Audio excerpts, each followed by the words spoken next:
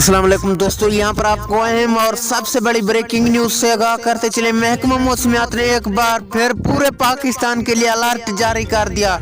महकमा मौसमियात के मुताबिक पूरे पाकिस्तान में एक तब्दीली नहीं बल्कि 5 तब्दीलियां होने वाली हैं। ये तब्दीलियां क्या हैं, इसके बाद मौसम कैसा रहेगा, आइए दोस्तों मुकम्मल तफसीलात जानते हैं। लेकिन उससे पहले वीडियो को लाइक करके चैनल को सब्सक्राइब और बेल आइकन को बजा दीजिए ताकि इस तरह की खबरों का नोटिफिकेशन आपको बार वक्त और सबसे पहले मिलता रहे।